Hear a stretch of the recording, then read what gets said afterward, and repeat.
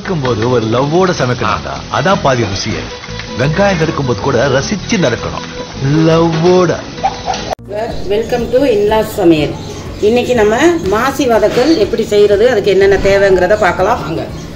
இப்போது நான் வந்து சின்ன வெங்காயம்னா ரொம்ப நம்ம சாம்பார் வெங்காயம் கிடையாது, பெரிய வெங்காயத்துலேயே கொஞ்சம் சின்ன சின்னதாக இருக்கும். அதில் ஒரு 10 வெங்காயம் நீல வாக்கில் கட் பண்ணி வச்சுருக்கிறேன். இது வந்து பச்சை மிளகா 3 சின்னதாக கட் பண்ணி வச்சுருக்கேன். கொஞ்சம் காஞ்ச மிளகா ஒரு 6 காஞ்ச மிளகா, தாளிக்க கொஞ்சம் கருவேப்பிலை. இது பாருங்கள் மாசி. நான் வந்து இந்த மாசி தூளில் தான் இது செய்ய போகிறேன். அதுக்கு வந்து நம்ம 4 பீஸ் கட் பண்ணி வச்சுருக்கேன். இந்த மாதிரி இதையும் சேர்த்துக்குவோம். இதுக்கு வந்து நம்ம மசாலா தூளெல்லாம் நிறைய போட தேவையில்ல.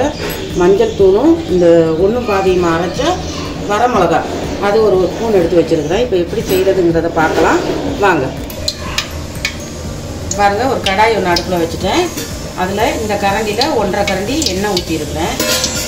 நம்ம கடுகு உளுத்தம்பருப்பு சேர்த்துக்குவோம். ஒரு ஸ்பூன் கடுகு உளுத்தம்பருப்பு, இந்த பச்சை மிளகாயும் சேர்த்துக்குவோம். அதில் கருவேப்பிலை, இதுலேயே காஞ்ச மிளகாயும் சேர்த்துக்கணும். நம்ம இதெல்லாம் நல்லா பொரியணும்.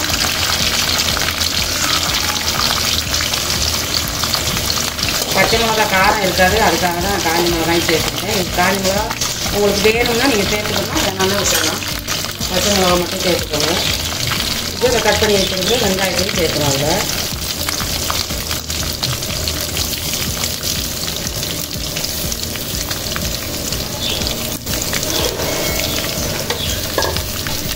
இந்த மாசி வதக்கல் வந்து நம்ம சாப்பாட்டுக்கும் சாப்பிட்டுக்கலாம், ஒரு டிஃபன் ஐட்டத்துக்கு கூட தொட்டுக்கலாம். தோசை, சப்பாத்தி அந்த மாதிரி அதுக்கும் தொட்டுக்கலாம். இது வந்து தண்ணியெல்லாம் சேர்க்குறதில்ல, அப்படியே எண்ணெயிலே நம்ம வதக்கி எடுக்கணும். கண்டிப்பாக நீங்கள் வெங்காயம் சேர்த்துக்கிறணும் மாசி வதக்கலுக்கு. இது வந்து நல்லா வதங்கட்டும், ஒரு 10 நிமிஷம் நல்லா வதங்கட்டும் எண்ணெயிலேயே. உப்பு சேர்த்துறேன், ஒரு ஸ்பூன் உப்பு. இது வந்து நல்லா கிண்டி விட்டுட்டு அப்படியே வதங்க விட்டுருவோம். நம்ம பார்த்தாச்சு பாருங்கள், ஒரு அளவுக்கு வதங்கிருக்கு. இன்னும் நல்லா வதங்கணும். இந்த ஸ்டேஜில் நம்ம இந்த மாசியை சேர்த்துக்குவோம். அப்போ தான் அதுவும் நல்லா வதங்கி வரணும். லாஸ்ட்டில் இந்த ஒன்றும் அதிகமாக அரைச்ச மிளகாத்தூள் நமக்கு எவ்வளோ காரம் தேவையோ அவ்வளோவுக்கு நம்ம சேர்த்துக்கலாம். போட்டு நல்லா மிக்ஸ் பண்ணி விட்டுறணும் எல்லாத்தையும். நல்லா இது வதங்கி அப்படியே ஒரு பொன் நிறமாக வரும், ப்ரௌன் கலராக. அது வரைக்கும் நம்ம வதங்க விட்டுறணும். இந்த மசாலா வாடையெல்லாம் நல்லா போய் இதுதான் பாருங்கள், நிறைய மசாலா விஷயம் எதுவுமே கிடையாது. அப்படியே மூடி போட்டு மூடி வச்சுருவோம் கொஞ்சம் நேரம். பாருங்கள், மாசி வதக்கல் ரெடி ஆகிடுச்சு. இந்த அளவுக்கு நல்லா வதங்கி வரணும்.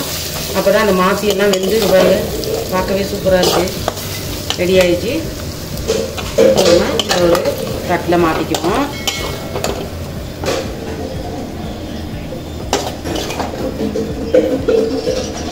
சூப்பரான ஒரு மாசி வதக்கல். இந்த மாசி சம்பல் எப்படி செய்கிறதுன்னு பார்த்தீங்க. ரொம்ப ஈஸியாக குயிக்காக செஞ்சிடலாம்.